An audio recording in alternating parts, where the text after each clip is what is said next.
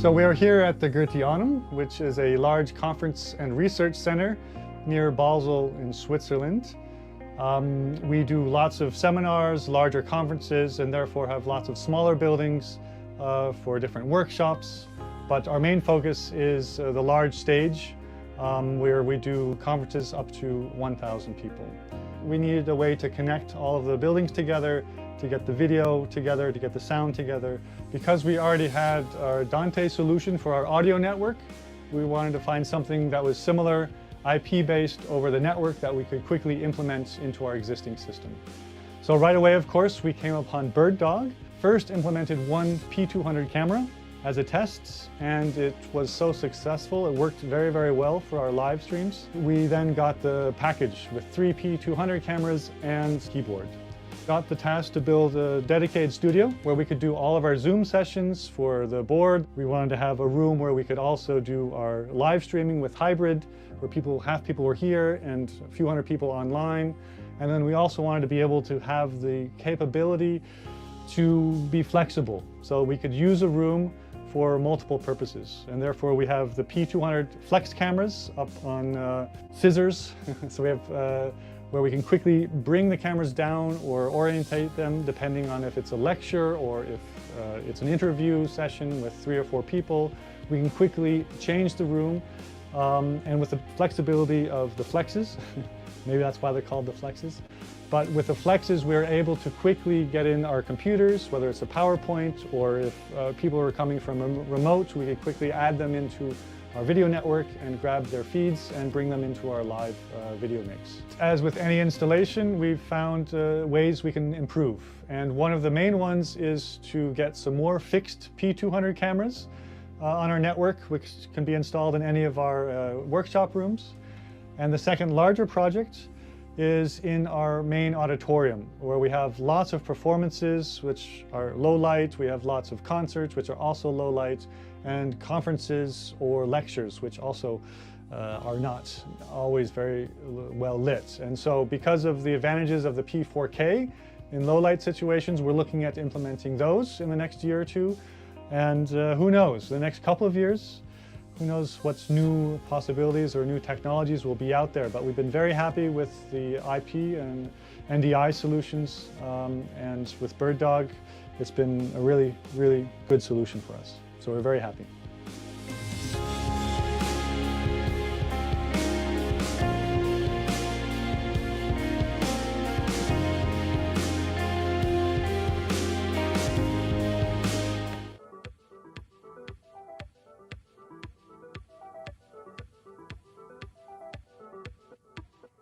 Well, it is that time again, everybody. Hope you are doing well. My name is BirdDog John, and I am back in action. In those scenarios, it's good to neuralize the cameras.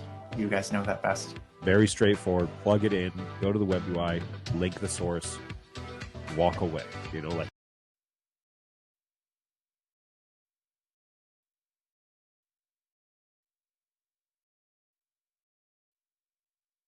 I mean, you can't go wrong. So what's going on? We've got a handful of folks here in the chat, and I really appreciate that. What's up, mate? Hey, Warren, how are you? Appreciate it. Hey, Robbie, how's it going, man? You're just talking about you. What's going on, Tom? Ahoy. How is it going? What's going on, GoWeb? Good to see you again. Thanks for hanging out with us again today. Appreciate that. Feel like I'm in this video more than anyone but John. It's true, NetApp. You are, I'm going to cut this up and put this in the next intro.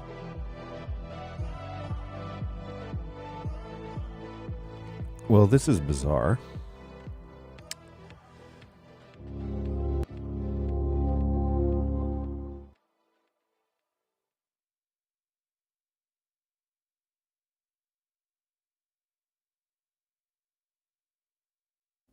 Okay, so yeah, I'm seeing those same issues here that you guys are showing the audio and video probs.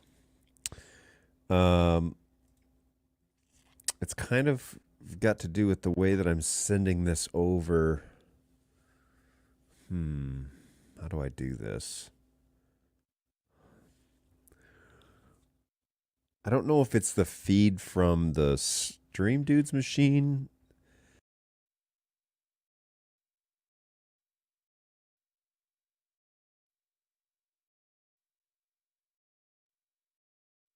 StreamYard. So trying to think through, it could be either of them.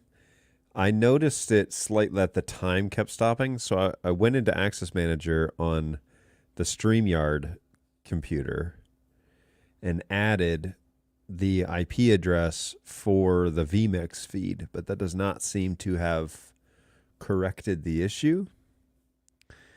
And I'm going to pull it up on my phone because it's a good way to watch this. All right. So yeah, we're just trying to like walk through some of these technical probs.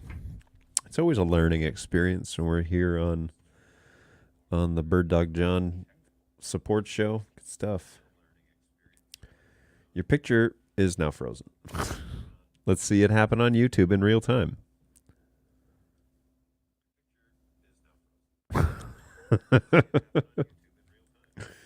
So it appears that the video feed is freezing, but the audio still works. So I'm not too sure what's up with that.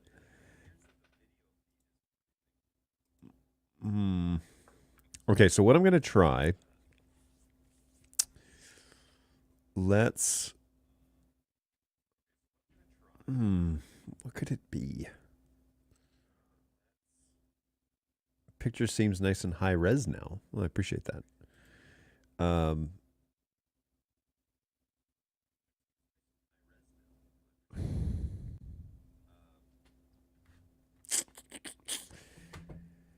I mean, okay, so the fault could be in a bunch of places, and it's got to be with the signal path that I'm dealing with here because it's, oh gosh.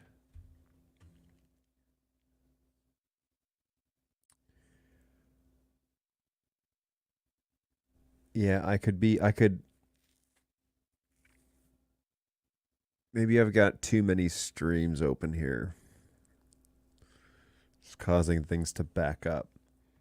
There's nothing wrong, like there's nothing running on the StreamYard machine. So I suspect that there may be something going on. The Stream Dudes machine is connected to that machine over there via internet. Oh, except I may not need it. Okay, so here's the deal. I'm going to disconnect my streaming computer. Okay, so the one that I'm running vMix on, I'm going to disconnect it from the internet network, the outside network, because I think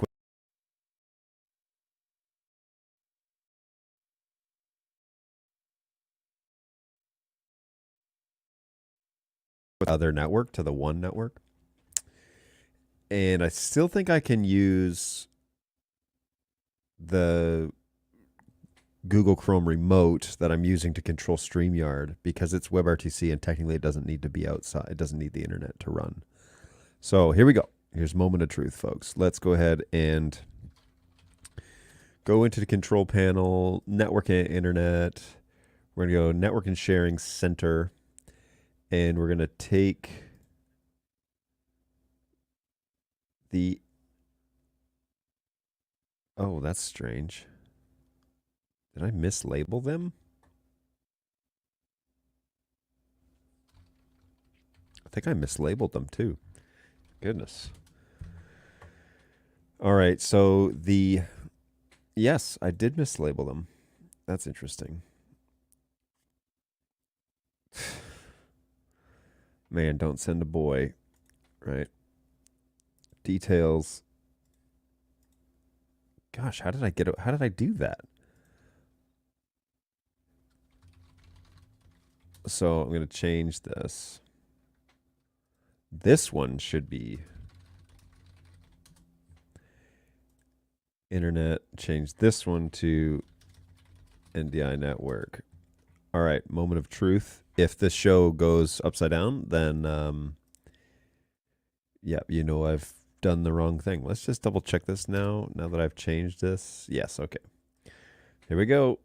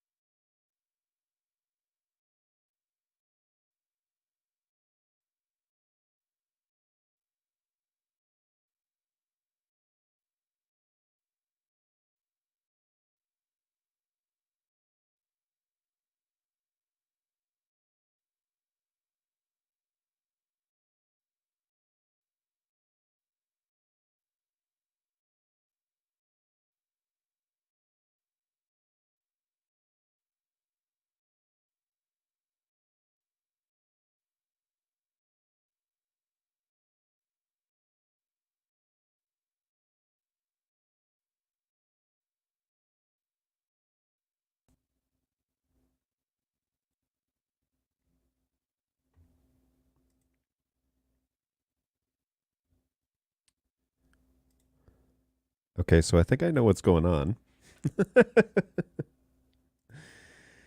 um, yeah, cool stuff. So what's happening? Oh, frozen again. What's happening is the feed is going out on the one network and not on the 77 network. This is bizarro. So what I need to do is, yes, it's a giant mess today, man. So I think what I need to do is turn off the feed. I was under the impression that Chrome Remote would function internally even if it wasn't connected to the internet. But when I did that, it was like, nope, you're disconnected. So that's cool. But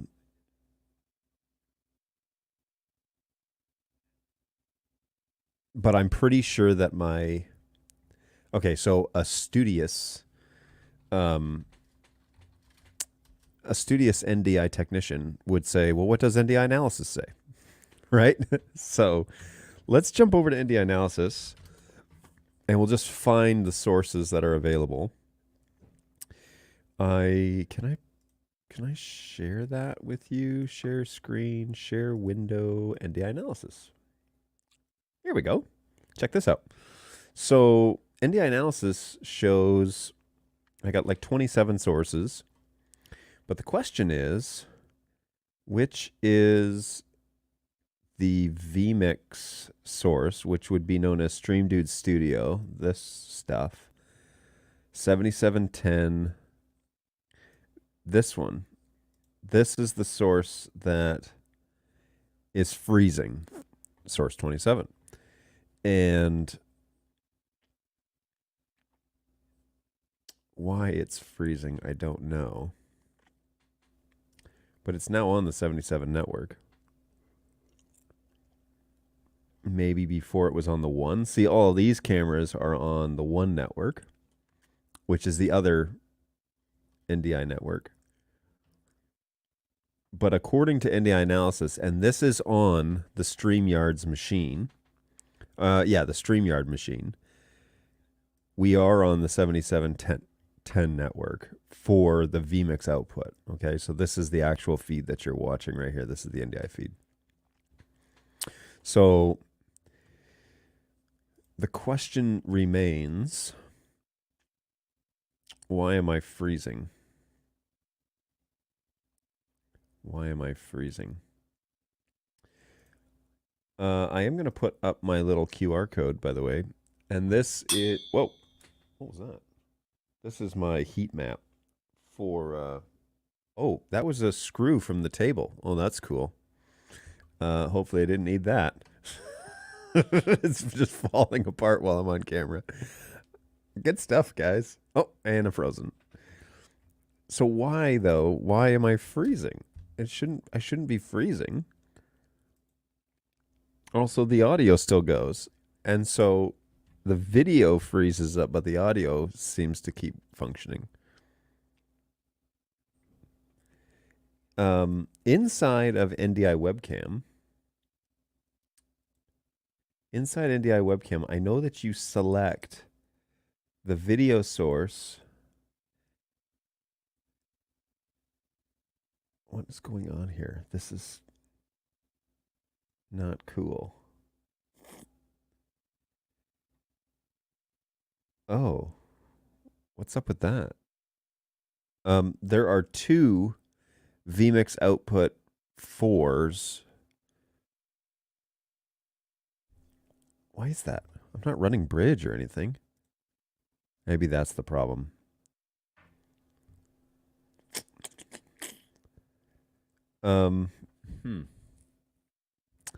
Yeah, this is a fascinating issue. Okay, I know that people had been saying stuff here before the show. There is the location QR code there. Good morning, Brayton. Good to see you, man. Check your max bitrate settings. It might be throttling on the ingest. Maybe. That's actually that makes me think of something else, actually. I'm going to open Access Manager on the on the StreamYard.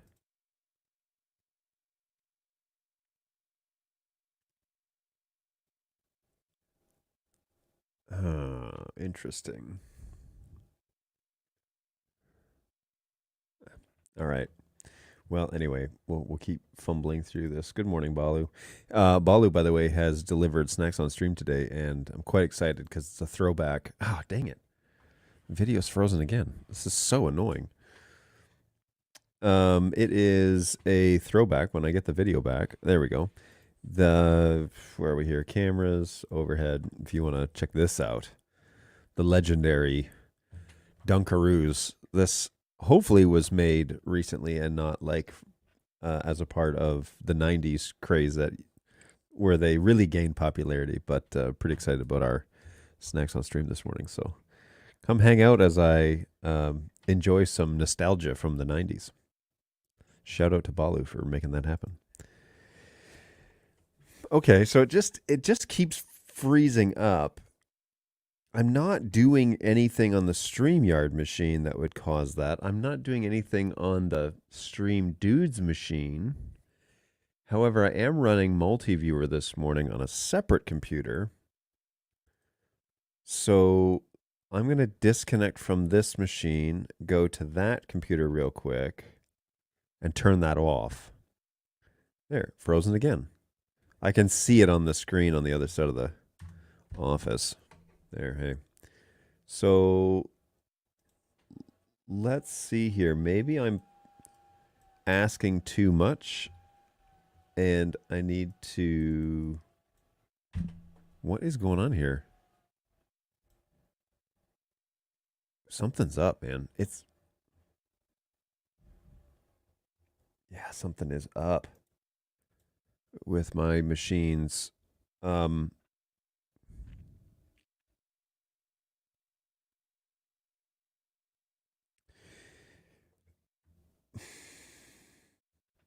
I have noticed that Chrome Remote really does not like my Mac Studio. And so I have to constantly restart it when I'm connected to that machine. It keeps like freezing the image and everything. Now that Mac Studio, granted, has 3 monitors attached to it, so maybe that's the problem. Maybe it's not so much a problem with... Okay, I have now closed Studio Monitor. I'm sorry, I have now closed Multiviewer on the Studio machine. So now I'm going to go back to the NUC computer, which is the StreamYard machine. And let's see if we freeze up at all. If we do, then we know that wasn't the issue. But yeah, here's hoping that it continues to... It didn't have this issue last week, so I'm even on Tuesday. So I've changed something, obviously. Now, I was monkeying around with the network stuff on here, so that could definitely play a role.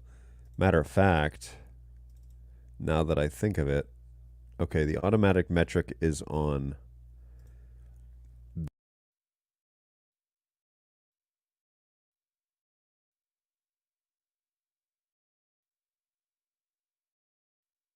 Maybe that's screwing with it.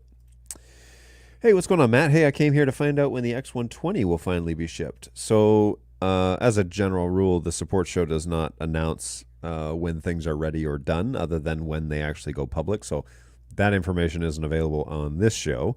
However, I do know that they are in manufacturing, and so that is a real thing. I also know that there should be, I think, 4 of them on display at IBC, which is in a week and a half. So that's pretty cool that that's going to be happening. So they are pretty close. I don't know a definite day. I'm not on the engineering team, so I can't speak to like tangible, like what day will it be launched.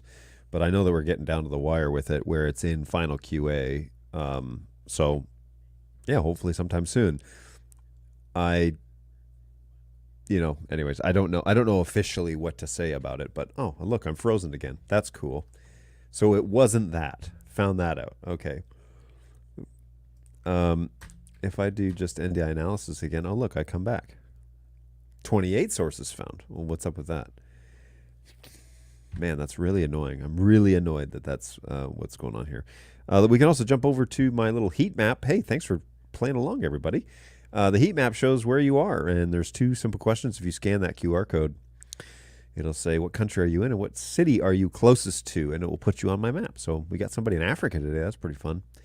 And of course, some lonely member up there in the Highlands. So welcome aboard. Always a pleasure to. I assume that's you, Ian. But yeah, good stuff. Welcome aboard. So there is all fun and games. We hang out there on the and hey, there's the Dunkaroos. So the anyways, that's the heat map that you're welcome to scan and join us for that little game. That's always fun. And if my picture would stop freezing, which I know that it currently is, it would be even better. So man, that really bugs me. It really annoys me that that's happening. So what to do, and why is it freezing? Why is it dropping? But it continues to play the audio, which I think is strange because those 2 things are married together. The audio feed is, the whole NDI feed is out of vMix. It's got to be getting confused between. It's got to be getting confused. Well, how though? Because it was working.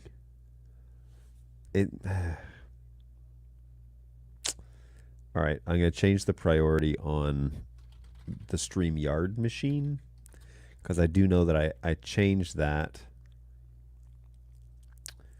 So internet and sharing, Bird Dog, change adapter settings. We're going to fire up these networks, properties. Oh, look, I'm frozen again. This is becoming more and more common. Automatic metric, please. And as soon as I hit OK, that changed. That changed something. So turn that off. Close. Okay. Well, now let's see if that makes any difference because maybe that's what was screwing with it. Daniel says, hey, when will Fleet Manager be available? Well, the short answer is as soon as it's ready. I know that Fleet Manager is planning to be launched in phases, is the latest report, mostly because it takes a complete overhaul of the firmware in order to get all of the things to work as we expect them to in Fleet Manager. And so basically they need to come out with a completed product firmware and a completed Fleet Manager in order for all that to happen. So the very first and foremost, frozen again. The first and foremost piece of software that will come out for that is going to probably be 4K Family. And 4K Family will, sorry, just checking my sources here again. Yep, still on 77, which is what I want. Man, this is so bizarre. Maybe I don't want my vMix output to be on 77.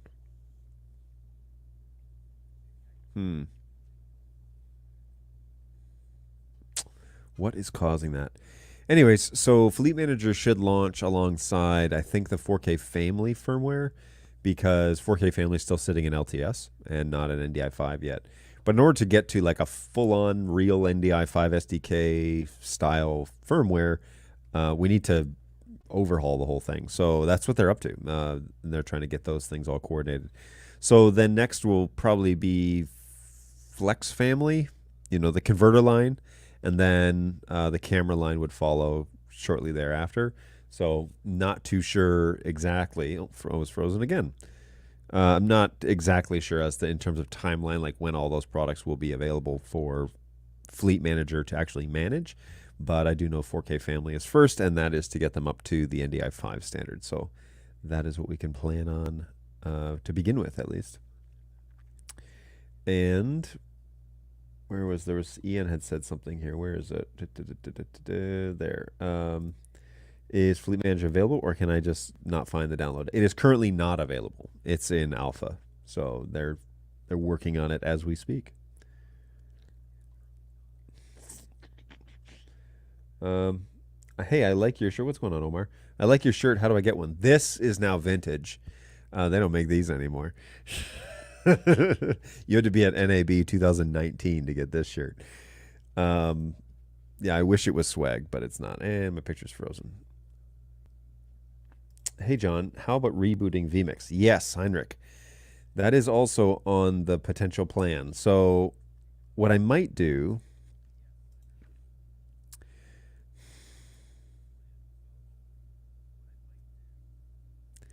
But is it vMix that's changing it? I mean, I can't imagine that vMix is doing anything to the NDI stream behind the scenes. I mean, I think it's just outputting. It shouldn't be changing anything. It seems to me that it keeps falling onto the wrong network for some reason. But there's no like vMix options, you know, in terms of like NDI doing anything with the NDI feed. Doesn't appear to be the case. It seems to me that it's the NDI signal.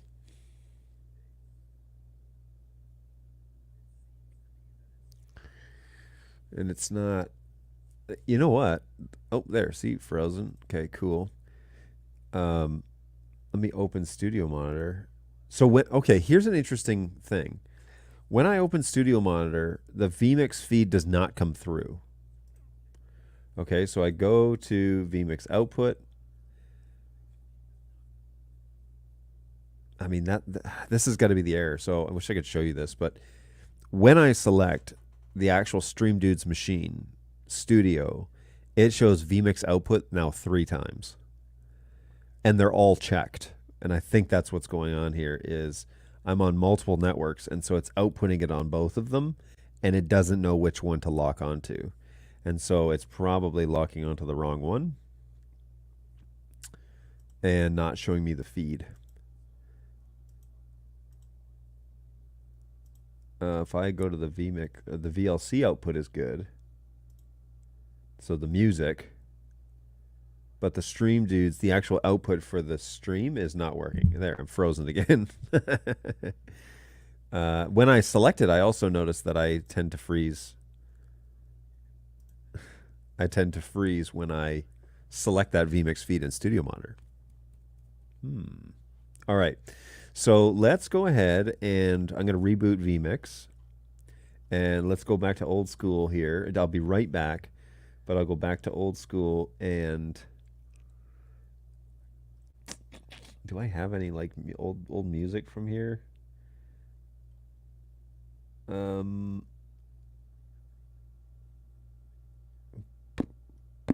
don't think I do. Anyways, okay. I'll throw up a commercial and then I'll be right back. So give me a second.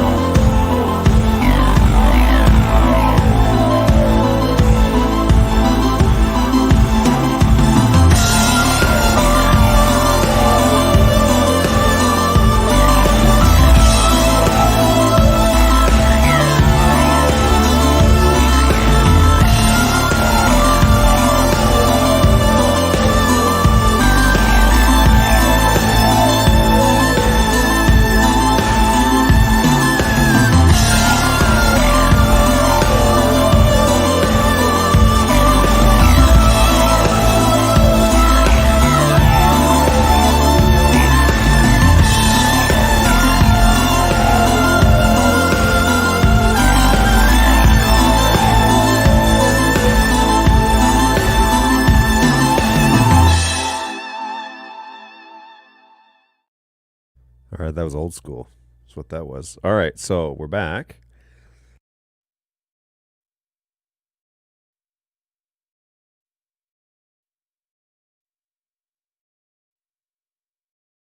Audio delay.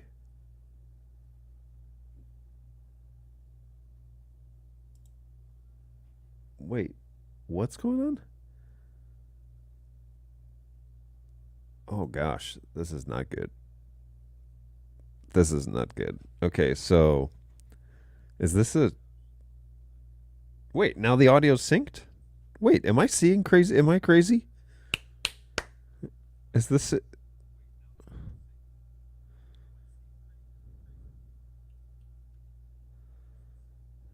something is up here? I'm very, very confused. So let's check out the feed in Studio Monitor and see if it freezes, right? So now I only have two outputs in vMix. It still doesn't pull up in Studio Monitor. That's interesting.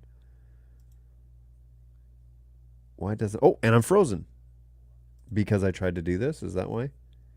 It's got to be the. It's got to be both the NIC, the dueling NICs on here. It's got to be screwing with stuff. How do I fix that? How do I get around that? I wonder.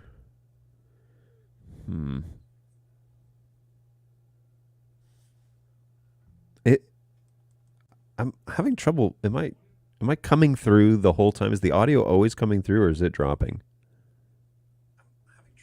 Okay. Maybe the audio is just too low on my phone. So I'm not able to hear it, but there we go. Okay. Boy, this is bizarro.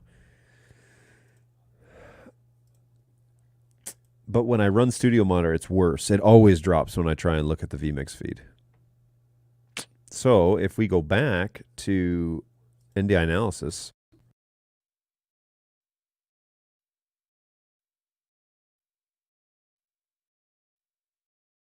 Stream Dudes is still 7710. Oh, hey, everybody, I'm back. This is the other Stream Dudes machine we have in the office. Brayton's office, the support, P4K, that's in here. 110 is in here. 100's in here. The lobby camera's out in the lobby. That's on the outside. Yep. Company calendar, Telscript. So this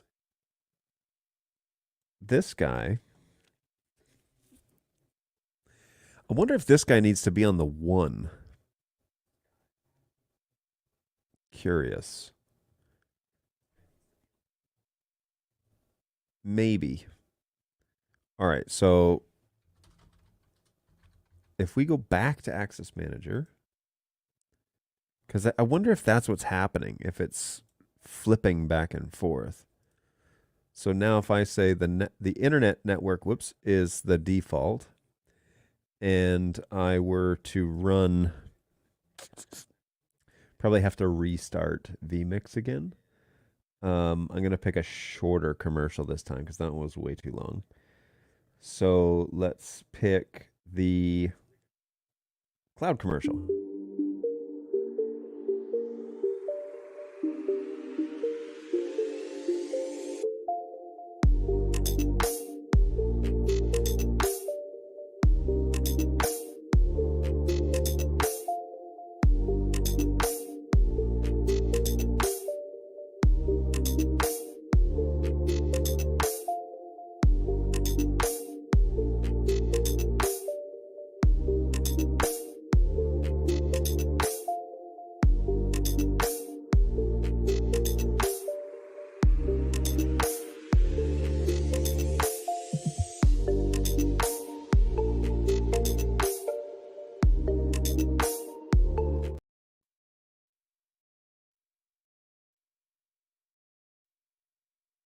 Might be because, oh, none of my cameras are showing up in vMix now.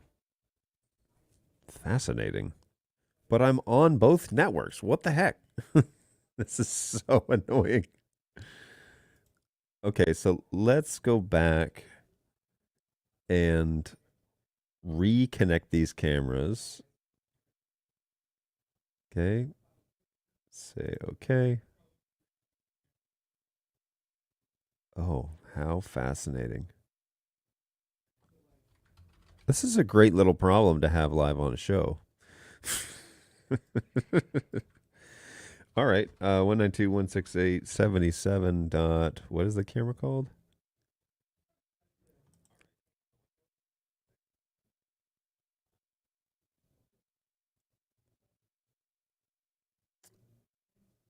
Okay. This is really super duper annoying, but 77.12. There we go. All right. Dot 12 is my main NDI camera. If I hit OK on this, does it show up in vMix? I guess I need to open Studio Monitor at this point and see if Studio Monitor can pull it. Currently not.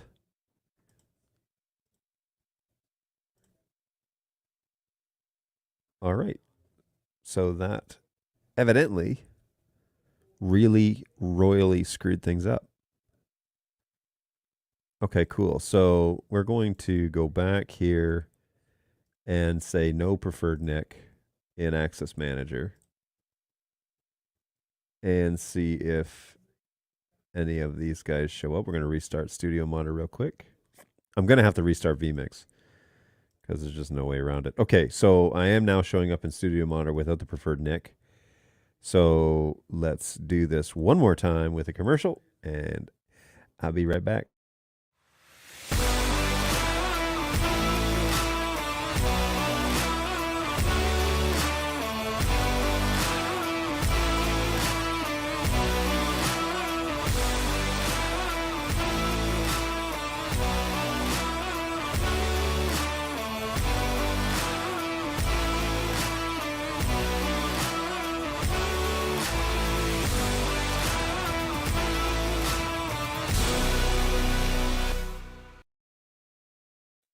Interesting.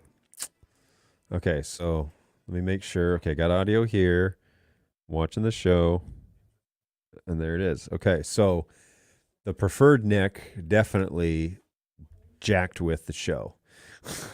100%. It almost rejected all of the signals happening because now I got all my cameras back. Everything's back. I have P4K over there. My screen, or this screen, I guess now.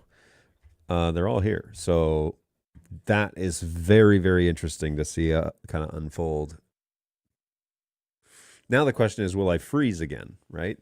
Because I've taken off all of the preferred NICs. I've taken off all of that stuff that's governing it. So the question is, will the show freeze?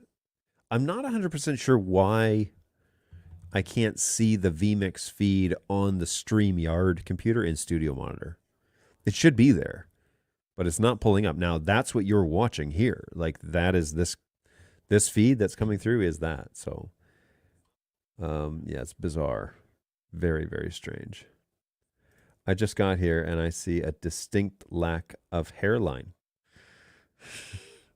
Also, there's no camera. Hey, we're back.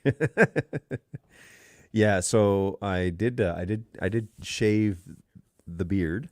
The hair is still technically there. I had to stop halfway through the haircut, so more to be revealed next time, everybody.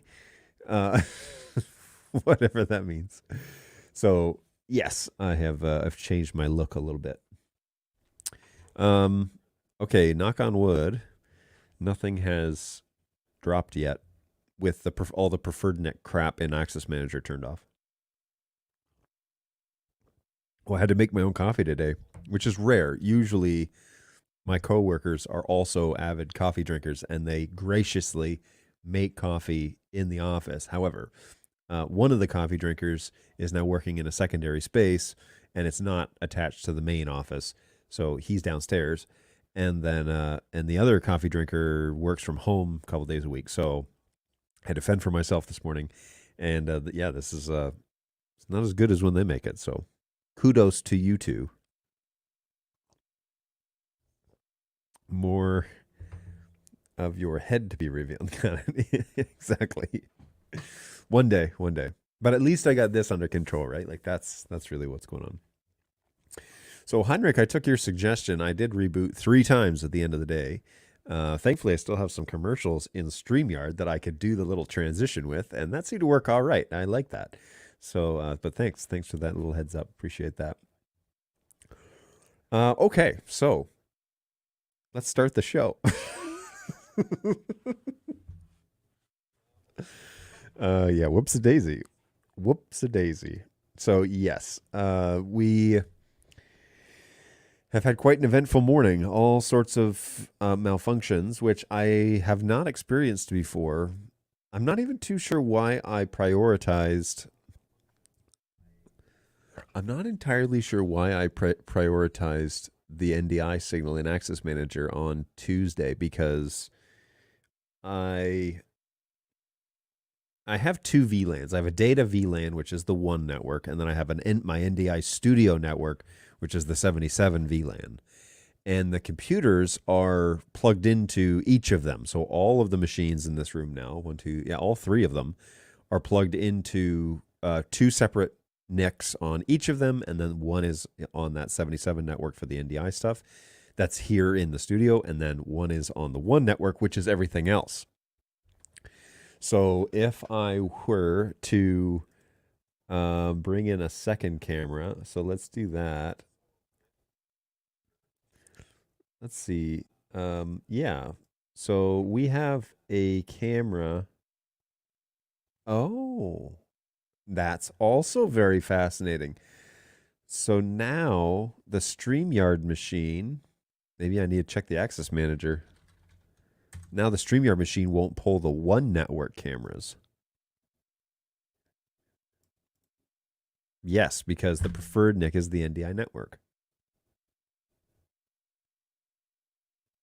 Okay.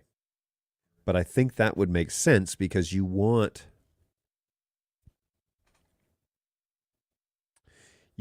that to be the case, right? Where you don't want I want the NDI signals that are on the 77, which is my internal studio network, to be prioritized on that machine. But I don't necessarily want them to be prioritized on the Stream Dudes machine, the vMix processor. I haven't dropped yet, right? Since I came back from the last little commercial break. I haven't dropped yet. So, interesting. Okay. Well, let me think about that as we kind of forge ahead. But that's very fascinating. So next week, Monday, Tuesday, Wednesday, there are going to be some sales guys in our office, and they're coming to kind of. We hired a couple of new sales guys in the U.S., and they're kind of coming to meet each other, but also then to kind of be in the support department. This is kind of the only real Bird Dog office in the U.S., official Bird Dog office in the U.S., and so they're going to come and hang out here for a couple of days, and then be on their merry way, I believe, by Wednesday night or Thursday. So, yeah, we'll have them in the office. By the next show, they'll be here. So if you have any questions for the sales team, what I should be doing is setting up this studio to interview one of them. But not too sure who would be a taker for that. So I might force Monty to do it just because Monty's a good conversational guy, and he's the VP of sales in the US. So there you go. Maybe he has to. Hey, are you going to IBC on the 15th? So I am not going to IBC. Bird Dog will be there, but I was not selected to go this year to IBC. So you will see Jake, who has been on the show a whole lot, and he's a great guy to get to know, as long as he's done with COVID. You'll see Jake there. And who else will be? Oh, Bird Dog Phil will be there for sure. Probably Robbie. Probably Levent, who's our guy over in. Is he our Germany guy? I can't remember his zone. He is such a diverse guy. He's like got a bunch of languages and stuff that I don't know if he could really be put in a zone. But anyways, the Europe team will be there along with Jake, because Jake is kind of heading up Bird Dog Cloud from the sales side of things. And so Jake will be there. I'm not sure if Jan will be there, but there's going to be a group of really good guys. And I think Dan might be there. So, yeah, if Dan shows up, it's legit. So good stuff. But I personally will not be there. So this is an unfortunate opportunity that you won't get to finally see me. They keep me tucked away in Auburn Hills. They let me do this. So that's good. That's good. But I've heard great things about IBC. I would love to check it out one day because it sounds like an amazing conference. And I would really like to kind of get a chance to see that one of these days. So We shall see. We shall see. Just a little housekeeping item. We'll continue to take your comments and stuff, but if you haven't done so already, check out birddogjohn.tv. That's where this show is. That's our main home for this, and that's over on YouTube. So birddogjohn.tv if you're interested in everything NDI, anything support related, anything, of course, Bird Dog related. If you want to see me troubleshoot NDI in real time while I'm live, hey, that's kind of what, honestly, that's part of the content of this show is we're a bunch of people who are doing this for real, like in the real world, and it does you no favors to see a highly polished show that never goes wrong. You should see the process and how you troubleshoot something like that, and that's what we were doing. So I haven't seen it freeze since I changed the priority on the sending machine. Okay, so the Stream Dudes machine that has two NIC NICs in it. NIC card is redundant. Two NICs in it, network interface card. It has two of those, and one is on my NDI isolated network, VLAN, and one is on my general data network, which also has NDI sources on it. The Stream Dudes machine that's running vMix does not have any preferences or preferred network stuff set in Access Manager. The Stream Yard machine, which is running NDI webcam, flipping that to a USB UVC basically signal, and then sending that up to StreamYard, which is then how I go out to YouTube and Twitch and LinkedIn and Twitter and all of that.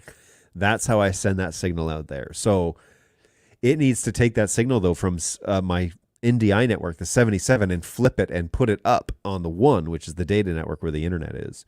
So now the signal flow is it comes off of vMix via NDI, no NDI preference as to what network that's on, but then on the Stream Yard machine, which is just a PC, a Windows 10 PC, Windows 10 PC, it then takes that signal, turns it into a webcam signal, and puts it up to StreamYard, which is technically the internet, which is on the 1 network. So are you still lagging those NICs on your vMix machine?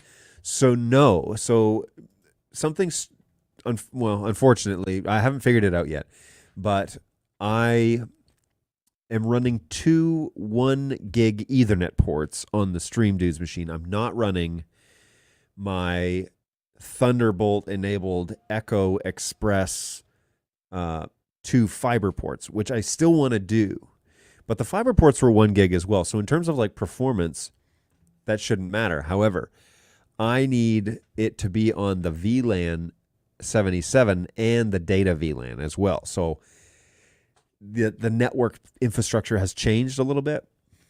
They're basically going over Ethernet now to the same network infrastructure, but we might be seeing actually a performance dip based on that change.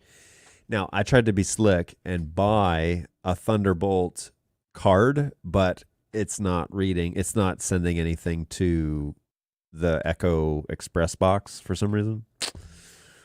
So, and that Express box needs like Thunderbolt 3. So I either need to buy a different card or something. But the Stream Dudes machine surprisingly doesn't have any Thunderbolt or USB-C, which I thought was interesting. So I want to ask them about that, about, choices in which when they build out boxes, what they need, because it would be great to have like the ability to attach expansion chassis, especially in the realm of GPUs, right? eGPUs, where you can have external cases, slap a really strong NVIDIA card in there, and then bring that in over Thunderbolt. But I definitely have not gotten it to work yet. So if we were to go over to, let's see, PCIe Thunderbolt card. Whoops, I spelled Thunderbolt wrong. Did you mean Thunderbolt card and not Thunder Bottle card? Thunder BOLT, John. Come on now. So it needs to be a true Thunderbolt card, and it needs to be the half size. So you need the option to do half size. So let me try and, where can I show this where you can see it? Up here maybe? All right, so if I go over to hey guys, okay, so here is good old Amazon. So this is a USB-C card, which is not necessarily a Thunderbolt card. You have to be sure that you buy the correct one. Now, see, this has that ability to do the half frame, but that's not good enough. This would be adequate, except it's a full card, and I need the half card in the particular Stream Dudes box. I don't believe it'll accept a full card. And I don't see I don't see an option. It is definitely a full card. So that's also a bummer. That would be a great. It looks like that would work really well if it was in a half card size. So, see, USB-C, USB-C. It needs to be genuine Thunderbolt. And those apparently are a lot harder to come by than what you would expect. Gen 2 expansion slot, USB 3. Yeah. So I don't want USB. I need it to specifically say Thunderbolt. People are like, well, aren't they interchangeable? Not according to the technical specs. So, yeah, this is the one that I got, and it's USB-C. So I have to return that. This is the Sonnet Express, but see, Thunderbolt 3. Maybe that's what I should put in here. Thunderbolt the third. Thunderbolt cubed. No, that's not cubed. That's... All right, here we go. So Thunderbolt 3 expansion card. QNAP. That sounds real. So we'll put that in a new tab. The sponsored stuff is crap. Thunderbolt PCIe expansion chassis. Sonnet. Not that one. Previously viewed. That's USB-C.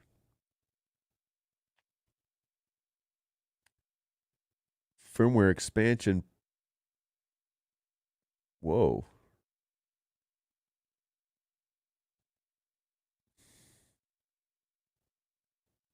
Okay, so you can understand then why these are tough to come by. So this is Thunderbolt 3 for $125. Comes with the full plate as well.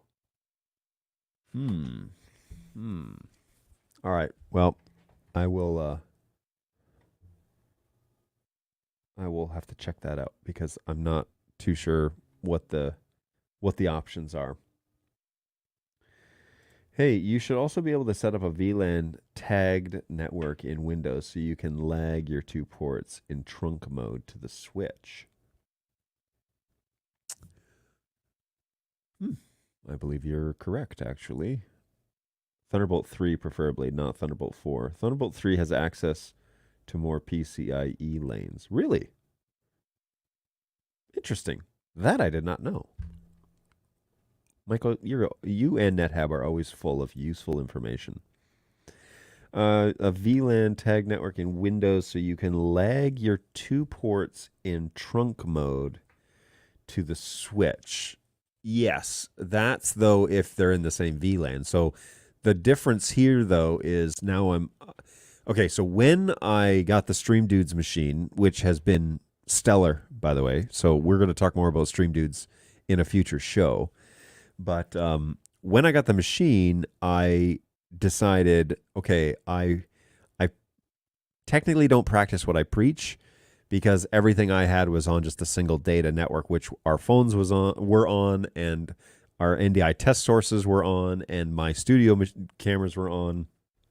And really, the scenario should be if you have a stream, you need to isolate it with a VLAN and have everything be on that single VLAN. Problem is that I do a lot with the cameras in the studio. Matter of fact, I work in this room now. It has evolved over the ages. And so I work in this room, and I need my computer to see these sources just for testing purposes and things like that. So all of my computers then need to have dueling NICs in them. Um, yeah. So what I would love to do though, what I would love to do is to get this expansion card, go out into my fiber chassis, and then take those fiber connections and put them on two different fiber ports on two switches that I have in the network rack, because to create redundancy, right? Um,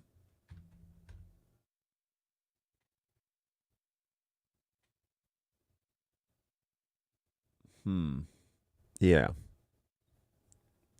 So both ports should be on both VLANs. Untagged on one and tagged on 77.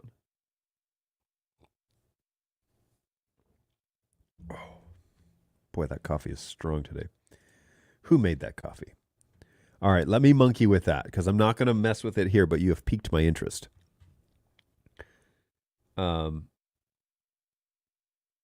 Yeah, because it's an interesting idea.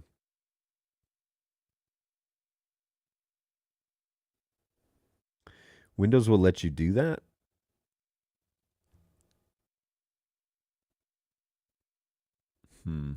Okay. All right. Well, we'll continue on. So the only card that I can find on Amazon is this QNAP card, which doesn't sound real, but it has 4 amazing ratings. Easy to install, great transfer speeds. Nowhere in the current product description does it say that it's only for use inside a QNAP NAS. Given that the description says PCIe 3 and expansion card, it gives you the impression that, oh, it's a PCIe compatible device. I give it 3 stars since I can't say one way or the other if it actually works. Well, there you go. Expansion card enables high-speed data for everyday tasks and applications. Video editing studios. Wait, what? Thunderbolt 4 devices can also be used by a NAS with Thunderbolt 3 expansion cards. Okay, so this is for a specific product?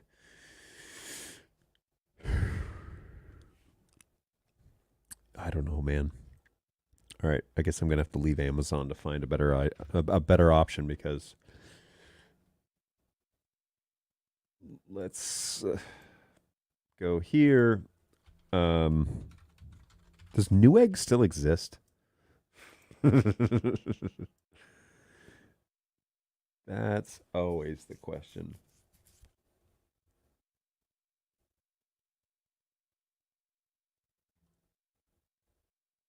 Newegg does exist.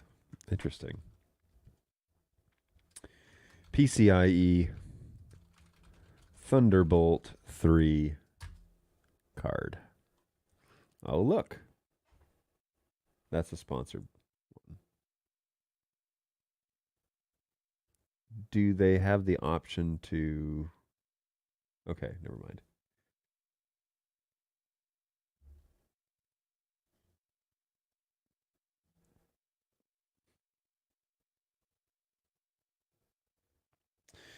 You know,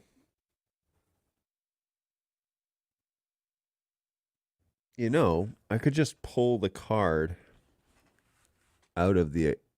Oh, why don't I just do that? I just pull the card out of the expansion chassis and put it in the Stream Dudes machine.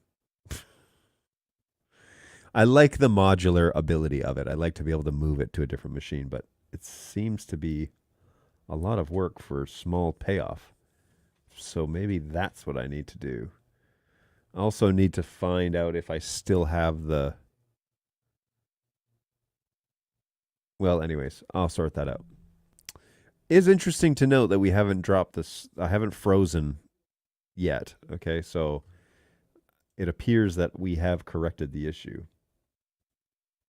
That would make way too much sense. Don't do that. Don't betray your ideals. I checked Sonnet. They know that stuff cold. They have a great video explaining Terabyte 3, Terabyte. Oh, okay. Or a Thunderbolt 3 and 4, um, how they have diverged. Oh, yeah. Newegg. Yep. It does. I haven't been there in a while. Yeah. Newegg and Tiger Direct. Do you remember that website? Anybody else? Anybody shop on these sites? Let's see here. So we go. Newegg is here. Tiger Direct. Tiger Direct has been retired. After 25 years of providing the brands that you trust at the prices you love, Tiger Direct has been retired. Thank you for your loyalty and support. In 2019, Insight acquired Tiger Direct. Insight is the leading solutions integrator serving clients of all sizes. What do you mean by all size? Anyways, if you are a small business, okay. Next sentence. If you're a small business, they're not saying anything about your actual physical size in terms of weight. Looking for a better way to buy IT, you've made buying the latest tech easier. We invite you to try our simplified and streamlined tech procurement process. Welcome, Tiger Direct customers, to Insight.com. Oh, you have to sign up. You have to request an account from Insight. The sunset of Tiger Direct business. Well, that is so sad. Because in college, man, I bought stuff on Tiger Direct for sure. For sure I did. Good times. Rest in peace, Tiger Direct. I really think that I need to get a taps sound effect because, man, there are things. We talked about new tech being sunsetted the other day, right? Let's find a YouTube video that we can get the audio from and make taps. How long? It needs to be well, it's like the studio video. Does anybody remember my studio video? Let's see. Is that still in here? Yes. Rest in peace, studio.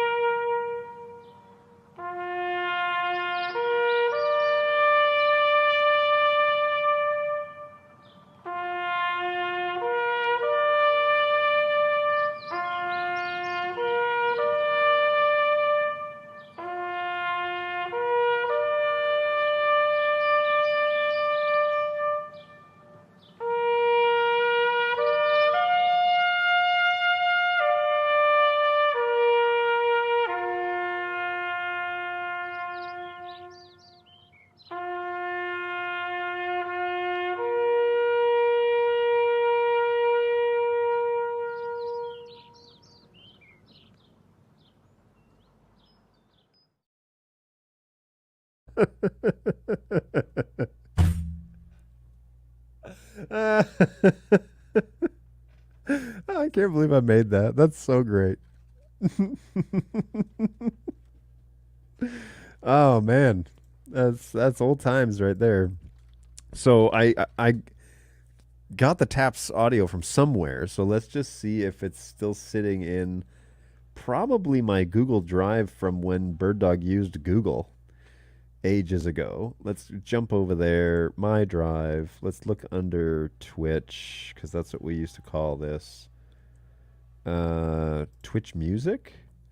John sounds. Twitch sounds. That's pretty neat.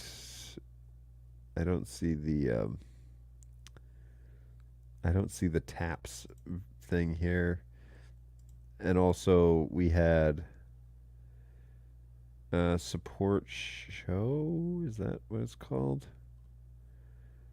Gosh, I can't remember. Okay, well anyways, I will find the I think that video was 1 minute, flat out 1 minute. So I will find it's got to be this one. I'm going to find it and get the audio from it.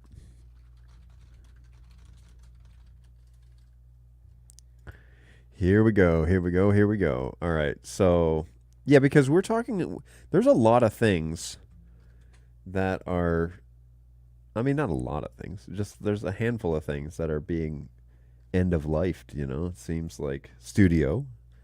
That's a long time ago. That's nothing new. Let's download the high bit rate. Oh boy, this seems sketch. No, don't let them send me notifications. Close. Stop. Oh man, I'm totally gonna get a virus by going to this website. All right, let's try something else because I don't trust that at all. One of these sites I have used before and they work pretty well. Convert MP3. Oh look, the same spammy site that they tried to take me to last time.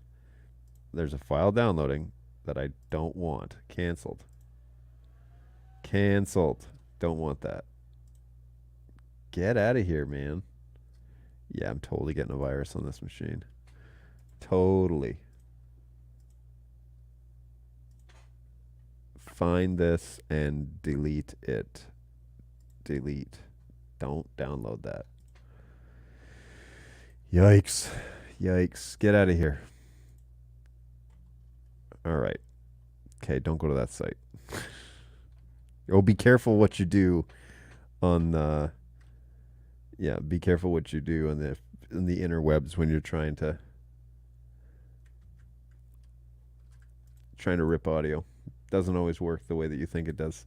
All right, I'll sort that out later. I will definitely figure that out. Hey, anybody else remember Google Gear? I think I do remember Google Gear. Boy, that's old. That's old one. There's a similar video hiding in our Vimeo account when the TriCaster was put to pasture. Which TriCaster? Because TC1? The OG? Who's doing IBC for Bird Dog? Hey, Philip, what's going on? You must have been late because we did go over this, but I'll go over it again happily for you. Phil will be there. He's kind of leading the way. I think Dan is planning on being there. And then I'm pretty sure Robbie and Levent will be there and maybe a few others. Oh, Jake will be there because he's supposed to be doing Bird Dog Cloud stuff. So, there's a handful of people that'll be over there for that show. I don't think they have an enormous booth, so it might be tight, but, it'll be good. It will be good. Okay, I definitely need to get on with Snacks on Stream here because this is just for fun, by the way, everybody. This is just a gag. It's just supposed to be silly. It's not supposed to be a serious deal. But, hey, let's run Snacks on Stream. I'll be right back. John's just making up stuff to start drama. Look, I don't know. Look at him. Wish me luck, folks. It's my first Vegemite experience.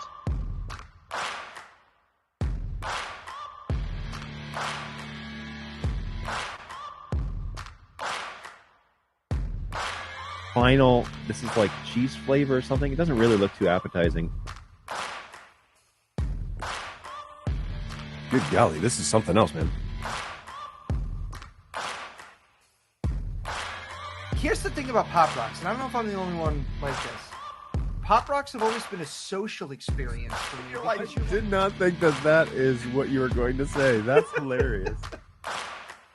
That is awful. Oh, God, that's so bad. Jeez. Holy smokes, man.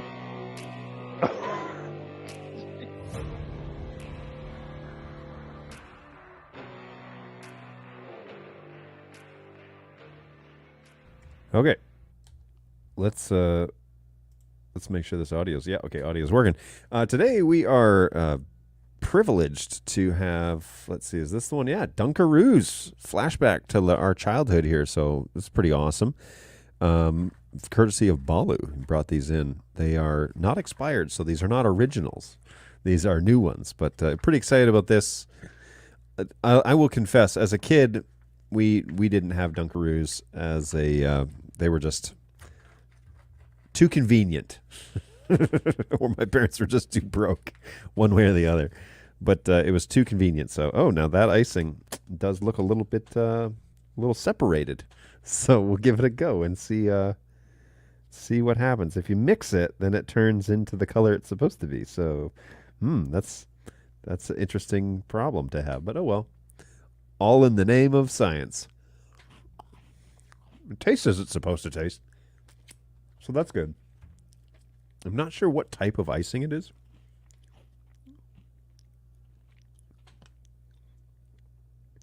Some sort of frosting. Ingredients for vanilla frosting. There's a whole bunch of oils in it, so that's probably why it's separated. But all good. I mean, it tastes good. So, cheers. There you go. Good stuff. Big fan of Dunkaroos. I just didn't have them very often. They were always like that super expensive prepackaged food that my mother never purchased. So there you go. There you go. She made her own cookies. They didn't have vanilla frosting, though, that's for sure. There we go. All right. Let me jump back to the chat.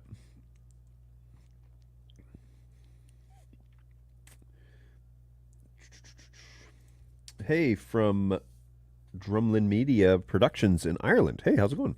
I just joined you, so slowly grasping where you are with the stream. Where you are with the stream. That could mean a lot of things. In general, so this stream is really just to show up if you need help with things, or if you just want to belong to a group of people trying to do NDI in production and all that. Also, I do live troubleshooting like I did for the first half of the show today because I was having signal flow issues on multiple VLANs and whatever, so we're sorting that out. Turns out it was an access manager issue. But talking anything about BirdDog, anything NDI, anything about industry news, yeah, we like to cover it all. And then we go into things like camera settings, tutorials, especially the BirdDog gear. We talk about other things, like I'm using a Telscript NDI monitor. It's actually a teleprompter. And so, yeah, we've done shows on that. I run through vMix now, which has been a long journey, as some guys on this show might be able to tell you. It's been a long journey to vMix. And so, I can talk about workflow in there. But basically, yeah, just anything NDI, we try and have a good cross-section of everybody that's involved in that. And if you have a story or a question or whatever, I'm happy to throw it in the chat, and we're happy to navigate that with you. So thanks for hanging out with us, Drumlin Media. Appreciate that. And as a sideshow, I eat snacks while streaming and give my opinion about them. So, there's something for everybody. Let's be honest. This is mostly for me.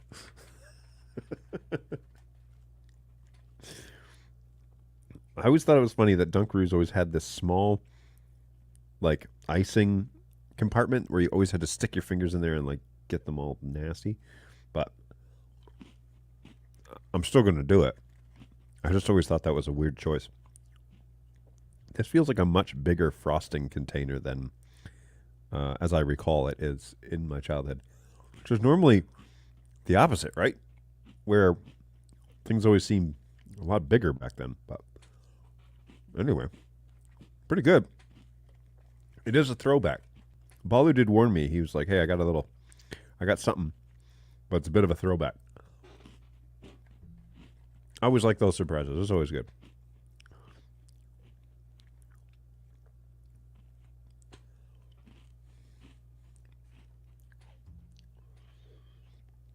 Okay, so I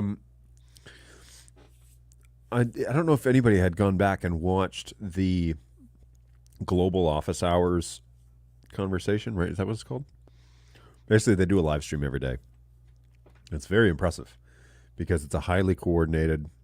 They always have on like a bunch of experts. It's a great show. And last Friday, they did a full-on NDI show where they had all these people talking NDI. And the irony I always think is funny is that the main guy, who's on almost every weekday show, doesn't do NDI. That's not a part of his workflow, and it's just not something he uses. So he usually has a lot to say about stuff, but when it comes to NDI, he's basically learning like everybody else. And so he asks great questions about how it all works and how, how people should be expecting it to work. So it's really cool to have them all kind of talking about it. What I was surprised about the most, though, from that show was how many integrators and installers were saying that you need to have a proper infrastructure to do NDI correctly. And I honestly, I couldn't have been happier to hear that, because I feel like we've been saying that for a long time, at least on this show, that it's not just plug it in and it works. I mean, if you want to see it work, sure, plug it in, see it work. But if you're talking about like using it on an everyday basis for making money, okay, if you're buying this for a purpose and it's going to generate at least some sort of like attention with the videos that you're creating, then having an actual infrastructure is important. And so we the industry, not Bird Dog necessarily, but we the industry didn't do ourselves any great favors by saying we don't need to talk about the network. Just get it on, just plug it into an Ethernet port. That was a mistake. I just full on think. And that NDI show, that's what I was hearing from those integrators was, no. If you want to do NDI correctly, you do need to have something. And they kept bringing out the 4250 line. And I technically wasn't working on Friday, but I was watching the show and was just like beside myself. I was like, yes, please say these things, because people need to hear it. And as many people as possible need to hear it. Now, and there are people on there, by the way, who are like notable installers and who do it for a living and who make their living off of doing it for others. And they were all saying the same thing. Basically, yep, you got to consider your infrastructure just like any piece of technology. You have to learn and just be prepared to learn. But it's great when you figure it out. It is a great technology. Bird Dog did get some honorable mentions in there. They were not, brought out in front by any means, but there was one of the main engineers for NDI, the company, was on there talking about the protocol. So, I don't expect that to happen too much. Now, there was some love for Bird Dog. There was some love for Magewell. There was some love for several product brands. So there you go. Take that for whatever it's worth.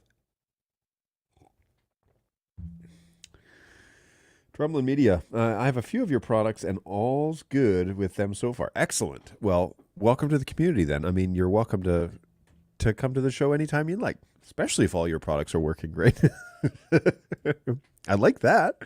But hey, we're here to help you if something doesn't. It's just twice a week, Tuesday, Thursday, same time, usually starting about an hour and a half prior to now. Try and live stream a couple times a week just to be available, just to have a conversation. We're real people.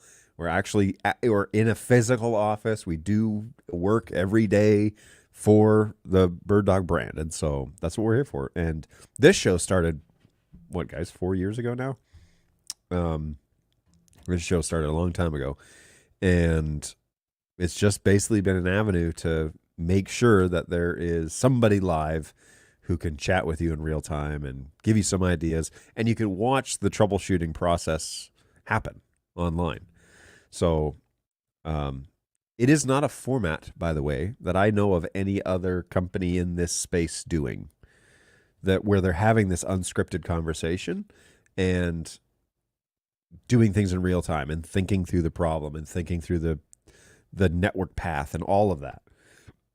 That is not something that I know any other company to do. Most companies in this business, in the video business, are using teleprompters and scripts, and they're reading it. And what did I watch the other day? Oh, Lenovo. Lenovo came out with like a handheld gaming computer. Oh man, the two they had on there that were announcing this thing, they just needed to like shake it off a little bit. They needed to like read the script and then turn to the camera and say the script, but not like it was clear they were reading a teleprompter that was far away, because they were looking into the camera, but they had deadness in their eyes. There was no life. Are you ready to talk about the new Lenovo laptop? And I was like, oh, geez. Okay, great. First, you're going to want to have to choose between the 8-inch model and I was like, oh. please, people know that is not you. They know that's not your personality. You don't need to be someone else when you're on camera. People actually, I think, genuinely connect better with you when you're the person, when you're actually the person you are on camera, right? Like anyways, but people get so hung up on scripts, or they're just really uncomfortable in front of cameras, that that's the only way they can function. And it's fine. It gets the information out there, but I definitely think it misses one of the beautiful things about live video is anybody can ask any question. And, if it's completely out in left field or inappropriate, we don't bring it up. We don't show it on the stream. But for the most part, I try and cover everybody that posts something, right? So, hello from Chicago. What's going on, Fritz? Hey, hopefully you're doing well. Good to see you.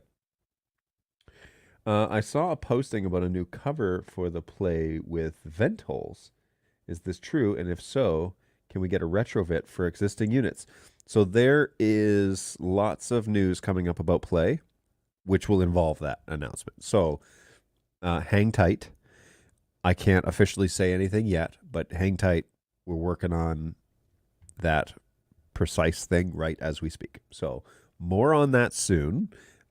Soon is a relative term, so take that for what it's worth. I cannot say exactly what day they're going to do that, but I do know that is a big, big piece of something that's coming up, and those units are kind of trickling out into the wild. So, yeah, heads up, there'll be something about that. There are a lot of people who should never be themselves on camera. However, their titles usually start with VP. I know some VPs that I would love to have on camera, like just seriously good salt of the earth down to brass tacks type of people. That aren't afraid to just tell you the reality, and that's okay. I definitely think that more damage is done by being disingenuous than anything, right? So, yeah, I think more damage is done by being, and I can attest to this from all sorts of examples in my past life of where you're telling the truth is the better path forward, even though it's the most uncomfortable. So not everybody in the industry shares that idea. Not everybody in my company shares that same idea, but that's at least how I operate at the support department. And I tell my guys all the time, look, it does us no favors by saying not even lies, just non-truths to the customer, right? Because how does that help you in the end to make an informed decision? It doesn't. So it's an interesting world to live in, but and like I said, not everybody believes in that philosophy either. So it's take that for what it's worth, I guess. Now, there are some people that should never be in front of cameras because they say things because they think they need to, what's the right term? They think they need to, what's the phrase that they use with like the news where everything has to be amazing? Or it's the term just like totally slipped out of my head. Where everything has to be like extraordinary. Anyways, whenever they get on camera, they, obviously people want to be likable or they want to have a good rapport with the audience. And so they, when I get on camera, I want to announce something new, or like every time I go to a trade show, we got to have 6 new items or something like that. It's like, yeah, that's not a great idea, because you want to be sure that the things that you're saying are accurate and achievable, right? So in years past, Bird Dog would announce a lot more than what we do now. And that was a hard to learn lesson. That's for sure. Because you don't want to get people all hyped up and then not be able to deliver. So it's a lesson we're still learning, actually. Which is why I don't think there's any announcements planned for IBC, but I could be wrong. I'm just a support guy, not a sales guy. The sales guys operate on a different level than me. That's for sure. We have an awesome sales team. And a ton of really great, again, like I said, just down to earth guys. That this is gone. This is gone, by the way. I polished that off. Down to earth guys that yeah, can really help you figure out where Bird Dog can play a role in achieving whatever your dream or expectation of video or production or whatever, where we can fit in. They're not going to pretend or sell you items that don't exist, because that doesn't, again, help you. But we can definitely help you figure out what answers Bird Dog can give you. And it's a great team. I work with the sales team all the time on stuff like that. And yeah, they're a great group of guys. They think that they just need to leave their mark. Yeah. Like as if maybe my situation's different, because it's like I can't do that every time I come on here. I can't have some big announcement, right? Like it just doesn't work that way.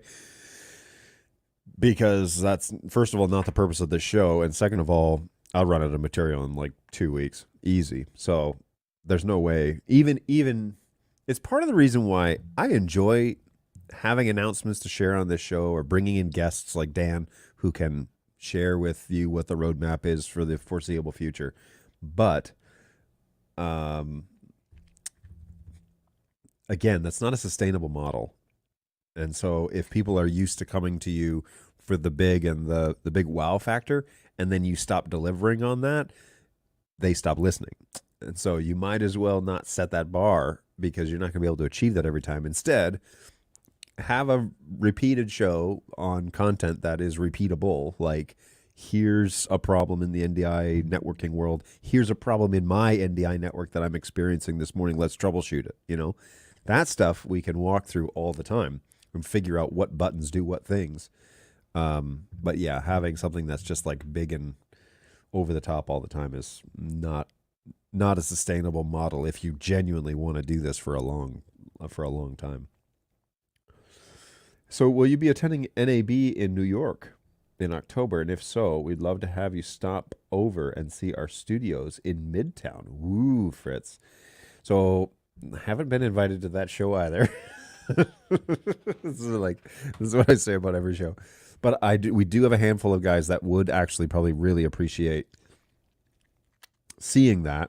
In particular, I believe Monty, who's the VP of sales in the US, he would probably like to see that, just to kind of get an idea as to what people are doing with our gear. But I think Robert's going to be, I know there's going to be like 4 guys or 5 guys on that stand.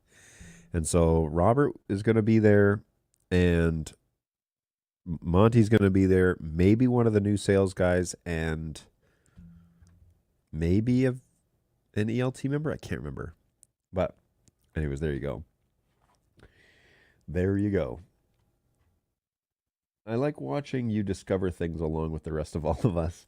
It sounds like someone thinks you are too important to leave. It sounds like someone thinks you're too important to leave your cave. Well,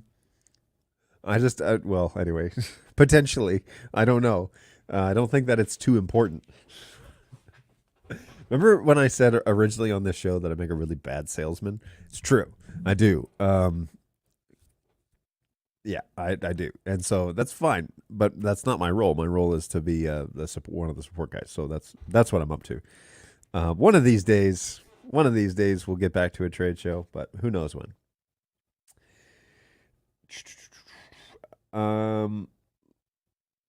Let's go to UTV. An UTV? Are there any plans to upgrade the Wi-Fi on these? Upgrade the Wi-Fi on these? Wi-Fi on what? We'd have 0 devices currently that run on Wi-Fi. To .ax or BE, or can the USB-C port be used for a Wi-Fi dongle to perhaps support these later? The X120. So the X120 is not in the wild yet, and so we're already talking about upgrading them. No, there is no plan to change the Wi-Fi band on the X120 that I know of, and no, the USB-C is not for adding additional cables to it. It's not a computer per se. It's a network node that the brain is of the X120, of all of our cameras, actually, for that matter. So it's not like an OS. We're not running like Ubuntu or something on it. We're running strictly just the code that we need to operate the camera. It is, well, anyways, we won't even go into that. So no, plugging in a USB dongle wouldn't do anything. What that port is for is generally firmware updates, and I believe on the X120 it's supposed to do UVC out of there, if I'm not mistaken. But I need to double check that stat before I commit to anything. But yeah, the X120 isn't even in the wild yet, so I don't know. I can confidently say there are no plans to upgrade the wireless to AX. Primarily because AX will transmit on the AC network. And so if you have AX band, then it should work across the AC network, which is, I believe, what the X120 is. I haven't had an opportunity, I'll put it that way, to see the Wi-Fi performance of that unit. And obviously, Wi-Fi is going to introduce multiple things into the actual NDI conversation that you need to be very careful with. I'm not saying it's a bad idea. I'm just saying you got to be careful with it because you will, so people are used to getting a certain level of performance out of Bird Dog camera because they're always full NDI. This is strictly an HX camera, and then you're adding Wi-Fi on top of it. So, we're going to end up getting into this conversation about which access points have been tested, which ones are approved, which ones we don't recommend. Over the years, we've had lots of people ask us like, okay, well, if network switching is so important, which ones do you recommend? And for like 3 years, I had no answer because we didn't have one that we recommended. I flat out did not recommend any of them. They're like, well, wait, it's super critical that we have we have a robust one, but you don't have one to recommend. And I thought, yeah, you're right. That's quite a problem. And then Netgear came along and was like, hey, we're going to specifically build the protocol for NDI5. Can we have some Bird Dog cameras to test this on? And I believe we participated in that experiment. And that was shortly around the time NAB last year. Anyways, technically not last year, but almost 3 years ago now, having conversations with them about that and then putting it to the test at NAB 22. So anyways, companies like Netgear come along and they build a device that's specifically for NDI. And so now the NDI networking stuff is handled by an actual network company, and the NDI nodes, the things that are creating or decoding that signal, are being created by, companies like Bird Dog. So that the Wi-Fi thing that's coming with the X120 is going to be an interesting one because I think that needs to be seen as and I don't know, I'm just kind of talking here at this point. This could get me in a lot of trouble. That is our legit, we support that feature. That's a part of that camera. Your results will vary based on your infrastructure. As is that we say that with all of our stuff, right? Like, look, if you kind of veer outside of our network recommendations, you're on your own because we can't test every single configuration out there, even though, I get a lot of people that are like, well, just change your network to do it. It's like, no, you got to understand. I could do that all day long and not satisfy everybody. So I've got to go with 3 or 4, and that's what I'm going with. Same thing here. It's probably going to take a while to find an approved access point and then to spit out expectations for that Wi-Fi connection. It's only 6 megs. Like if it's HX2, which is what, the Wi-Fi version will be, it'll probably be HX2. That's somewhere 4 to 8 megs, probably 6 megs average. And Yeah, your results may vary. And we get a lot of folks on the networking side. It's like, well, the network's not going to be the problem because I've got a Cisco network. Well, actually, there are problems with Cisco switches for NDI protocol. So it's not just I have the best of the best, so that won't be a problem. You don't know that, and we don't have any approved list of APs for X120s. Now I know that HQ they have some access points in Melbourne. I know they had Unify access points, and I believe now they have Netgear access points. But the commercial level of wireless, like Wi-Fi, has gone to like this subscription base. It happened, I didn't realize it was doing this, but back like 8 years ago, I was speccing out a Wi-Fi system for a university, and every access point had a monthly charge. And I was really annoyed by that because I wanted to buy the thing and own the thing, but they wanted to basically lease it to me and then use that as, oh, you need to upgrade, Same thing here is I believe the access points that Bird Dog has in Melbourne are licensed access points through Netgear. And so if you come to support and say, I want to use the X120 on a Wi-Fi, what access point do you recommend? Am I going to turn around and say, well, you have to buy the leased program from Netgear in order to get the results that we have? Or what you're likely saying is, on Amazon, which product do I buy? That's probably what we're going to get the most. And I don't have any reports yet of anything being tested at that level. I think, the access points that we have in Melbourne, I don't know 100%, but I believe they're the licensed Netgear ones, and those ones integrate in with the 4250 stuff, and that's how they're managed. So I don't know yet. And also, I don't know anything because I don't have one, so I can't even test it for you. Now, in this office, I run Google Home wireless access points. They're a mesh network, and they are quite robust for our data side of things. I never have an issue. Like I'm actually streaming the show over the Wi-Fi right now on my phone. It is a separate network than the VLAN NDI network. So it's actually operating outside of, my main network. But that is, that's what I use here. And I'm anxious to try it and see how does HX work on the Wi-Fi system, and is it reliable, and could I use it in a production? And that also begs a question like, okay, then how do you bring that into a system? Like, how do you bring that into vMix? And how do you, like everything's got to be on the same subnet. Like one of the fundamental problems with Wi-Fi, this is not even about NDI, this is just Wi-Fi in general, is ping requests. In a Wi-Fi protocol, it's expected that they'll never come back. And so if you send out a ping request and it goes into an access point, sometimes they never return. And that's fine. But that doesn't work great for NDI. And so, it's okay for the data network to basically just have unresponsive ping requests, but it's not okay when it comes to NDI. You get hangups and freeze frames. And like, what if the access point is requesting a bunch of stuff? What if it's super busy and you're trying to stream your show over it?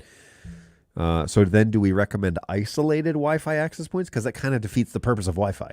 If you were going to isolate, why wouldn't you just run a wire? Because you can only have the one connection. Well, I need the versatility, or I need to put it out on a footy field, or I need to... Okay, fair enough. But you're isolating a Wi-Fi signal, which can then be interfered with. Like, that doesn't... To me, that doesn't make a ton of fundamental sense in terms of the networking side of things, other than... It's a really cool feature. Like, it's really cool to have that versatility. Maybe I need to throw an extra camera in for a crowd shot or something like that. Okay, cool. I'm on board with that. But if it's like a mission critical shot, I want to run full NDI with the gigabit connection and the PoE Plus and the Netgear 42 or 4350 series, and really have the backbone to do what it is that we're asking. So it's weird because I'm used to the conversation for years. I'm used to the high performance, high octane NDI, full NDI world. And then to do the HX stuff is kind of like, whoa, that's a different shift. And then to put it on Wi-Fi is like, whoa, that's more about convenience than it is about high performance. You know what I mean? But how do you talk about that? How do you sell that? It's bizarre. So it's a bizarre concept to my brain to try and like get it around. That's all I mean. And I'll have to reconcile that somehow with we need to set expectations about what the X120 on full-on Wi-Fi, what the expectation is, and like how far is the range, and what sort of latency are we talking about, and are you going to try and slap audio on this? You know, like there's a bunch of questions that we'll have to answer. So yeah, I'm hoping to field a Netgear switch in the standalone studio in Cleveland this month. We can do this because I'm going to be a standalone facility that IT won't really be involved in. Nice. I mean, that has its benefits. Fritz, you probably know how to set up that 4250, right? Or is it the 4350 that you're getting, the commercial grade? The 10 gig backbone. Those are fancy. I prefer to put my Wi-Fi access points 3 or 4 inches from my wireless device. The best wireless is the shortest wireless. Yes. I'm using a Peplink Balance 20 times with a MIMO Wi-Fi cellular antenna. I'm hoping for good results. I think we're all hoping for good results. You didn't have to say that. I appreciate it, but yeah, truthfully, you know, I want these things to join Wi-Fi now. The other question is, how do you join? Anyways, I want these things to join Wi-Fi networks and then them just be flawless, operate great at 300 feet. You know, I know what's going to happen though is we are going to say, oh, I'm getting dropped frames and my you know, it's connecting over Wi-Fi and it's showing that it's not, and it's like, how do you even begin to troubleshoot that? I don't know, because Wi-Fi is a different style of networking, period. Just because it's all computers, just because it's all data, doesn't mean it's the same thing. Okay? A Mac and a PC, they're both computers. You can word process on them. You can search the web, but they are different machines. They're intended for different purposes, although, you know, I'm sure the marketing teams would be very upset if I said that. But like, they're intended for different things. Same thing here. Wi-Fi is a different way of networking. That you can go and get Wi-Fi certified, just Wi-Fi certified. Okay? Not Network Plus, not CCNA, not any, no, Wi-Fi. You would be certified in being a Wi-Fi expert. And we're jumping into that realm as to like, oh, just slap it onto your Wi-Fi network. Okay, cool. We definitely need to be sure that people understand that Wi-Fi is not just networking. Wi-Fi, there are tons of factors. If somebody walks between your camera and your access point, that can cause interference. And you might drop a frame. If somebody takes a phone call while standing between your access point and your camera, that could cause a problem. So, you know, as long as people know Wi-Fi is a totally different game, I'm fine with it. But it's going to be very difficult to troubleshoot. Very difficult. It's going to be a very big unknown because there are no NDI Wi-Fi spectrum analysis tools. That doesn't exist. What's going on, Angus? Things are going well. I'm borderline ranting right now. Wi-Fi is everyone takes turns. Stand in line behind grandma who can't find her prescription in her purse type of network. It's true. There are ways to prioritize traffic on Wi-Fi. But if I were to tell you, hey, I want you to go into your router and prioritize traffic for this MAC address, that may be something you'll need to Google because not everybody knows how to do that. And we're finding out pretty fast that not everybody is comfortable in the networking space, let alone Wi-Fi. They're used to walking into Starbucks and connecting to Wi-Fi and maybe connecting to a VPN if you're smart and surfing the internet. That's their perception of Wi-Fi. We're talking about high performance video, like no like lossless video, no drop frames. That's what we're talking about. Oh, that's a different game, man. That's you're going to be buying specific equipment to achieve that goal. From a networking guy, That's probably what just like if you want the full experience of full NDI, you need to have a proper NDI network.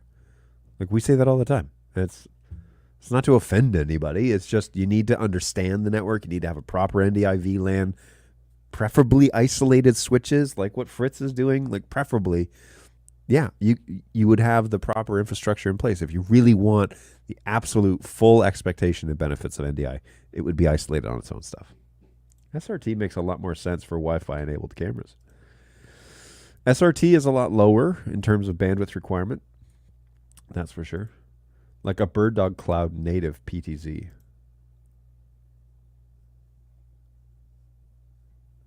I'd be happy to do basic testing with NDI over Wi-Fi, but on a show, yeah, no way. Again, if it's just like B-roll, like here's an idea. What if it didn't matter, right? If the timing didn't matter, if you're doing everything recorded and you're not doing anything live, you're not doing IMAG, it's just all recorded. B-roll on a camera like that, or even an A-roll on a camera like that is probably fine. But I don't see a great place for this in the production world, the Wi-Fi function. It will have an Ethernet port on it, and by all means, giddy up. But the actual Wi-Fi thing seems to me like I have a tight spot, like a spot in the back of the stage. I want to put a couple of cameras up there. And I want to capture reactions of the audience, and I'm going to put those in the recording after the conference. Okay, I'm on board with you. That seems like a good place to start. So, sorry, my phone keeps buzzing. So, yes, it will be very interesting to see what the benchmark results are of X120 because, HX is not a heavy bandwidth hog. It comes with its trade-offs, but it's not a heavy bandwidth hog. Just be careful not to pit it against like the P200 because those are different cameras. They serve different purposes and for different audiences. That's for sure. Actually, I did once have to do an impromptu Q&A camera over NDI once. Handed my Android tablet to the client, Wi-Fi, HX, and it was good enough for what we were doing. Yep. And again, I think the X120 answers this great question of like, I need a few more shots, inexpensive shots that I can put and I can just grab those reactions. Doesn't work great for, if you're doing it live, I feel like you would have synchronization issues, but I don't know yet, and I don't have one, and I would really like to get one so I could test some of that stuff. Because I'll put it on my Wi-Fi here and bring it into the show and show you the difference between full and HX. Maybe it's so minor that it won't matter, right?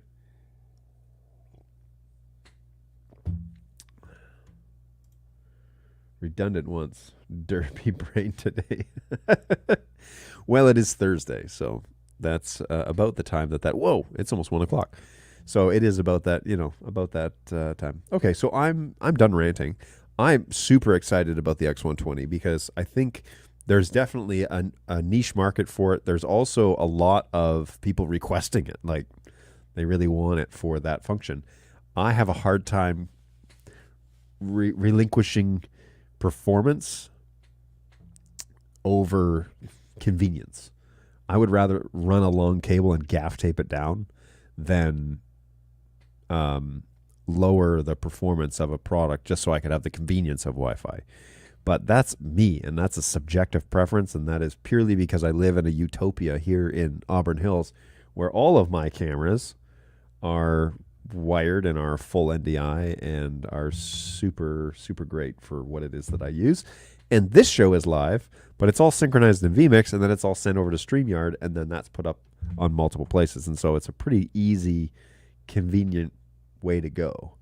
But Arthur Dent said it well. He could never get the hang of Thursdays. It's true. That's in the opening chapter, isn't it? Something about bulldozers. I can't run wires in all my weddings. I will make it work. Yes, and so weddings, you're probably not doing IMAG. You're probably recording.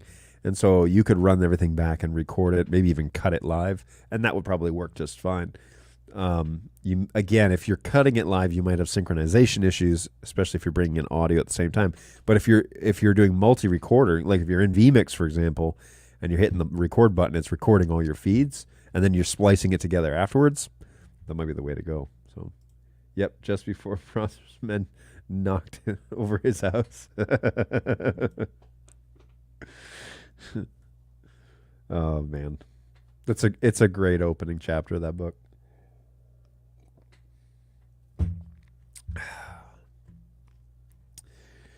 Okay, folks. Well, I definitely need to wrap it up here. It's approaching 1 o'clock quickly, and I got stuff I got to get onto. So here we go. And I love that you not only got the reference, but you knew where in the book it was from. Yeah, I've read that one a few times.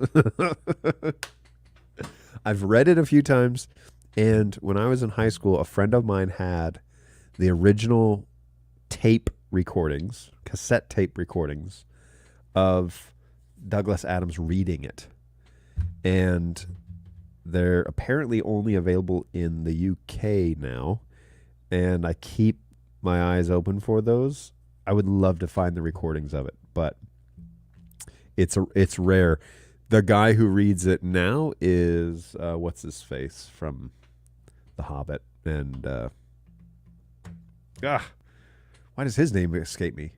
Anyways, he there's another. Well, all right, hang on here. Let's do this correctly.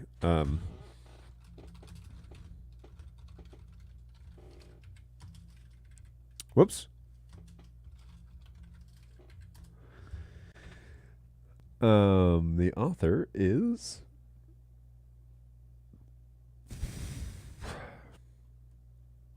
30 Days. Why can't I search this page? Stephen Fry, narrated by Stephen Fry. There you go. So, yes, but the originals read by Douglas Adams, unbelievable, because he does all the voices. He does it as he kind of like wrote it, as he envisioned it. Oh, it's so good. So good. I saw the VHS set from BBC, the miniseries. The radio plays are quite enjoyable. Agreed. Those are good ones. I've heard parts of those too. Okay, enough with... Oh, this is the Hitchhiker's Guide to the Galaxy, by the way, everybody, if you're wondering. So, yes, we are definitely way over time, and that's all good.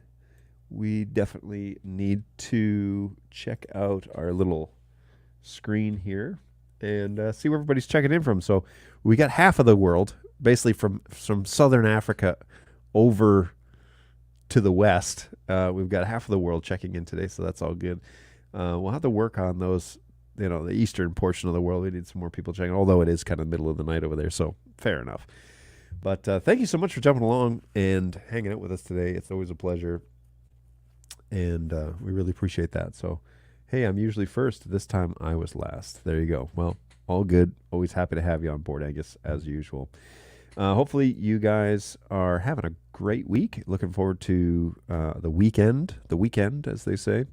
And we will be planning to be back on Tuesday of next week. I don't know what next week's show is going to look like because, like I said, the sales guys, some of them will be here next week. So we'll have them in the office. So who knows? But we will plan to be back on Tuesday at 11 to 12 at least, right here, Eastern Standard Time in the United States for at least 60 minutes. And so we hang out and have a good little chat and bring whatever questions you've got. That's the point, is we want to talk through the products. We want to talk through how you're integrating it, what you're using them for, any issues that you're having, all that stuff. We also use this time to troubleshoot our own network. So I was having all sorts of video issues, drop frames. Actually, the whole thing was freezing. Come to find out, Access Manager was a bit of a problem today. So we solved that. I haven't seen it freeze since then, so that's always good. And yeah, we troubleshoot that stuff in real time. So happy to do that. Happy to fumble through it, figure it out. We are real people over here at the support desk. And so please reach out to us at help@birddog.tv between now and Tuesday if you have questions. This will generate you a ticket. Don't be afraid of the ticketing system. I've got 3 amazing agents. One of them is down sick right now, but 2 of them are still working like crazy to answer all of your questions. And so I've got three people that covered the desk, and they do a fantastic job. And then I've got three more people who are handling things like repairs, RMAs, a whole bunch of stuff like that, logistics. So I got a great team and support, and they will take care of you if you submit a ticket. That's the way to do it.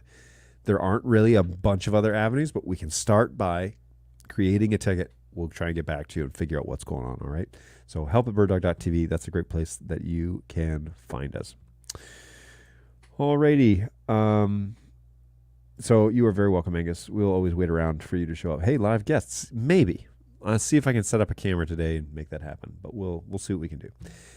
Hey, so in the meantime, take care of yourselves out there, folks. It is it's going to be a chilly weekend here in Michigan.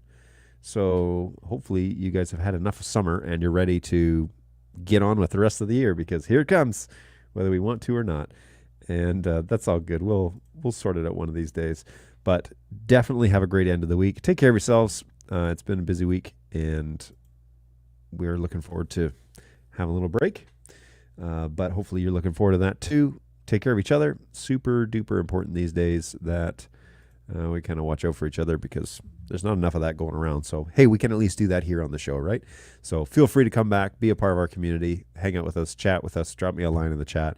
If there's any topics that you want me to cover, put those in the comments before, after, during the show, whenever. I get notifications for every comment that goes on the show post. So if you're watching this after the fact and you're thinking, man, I wish he would talk about, throw that on the things. I could even, if it's a big enough topic, I'll do the whole show on it. So always receptive to that, always interested in your ideas. So let me know how that goes.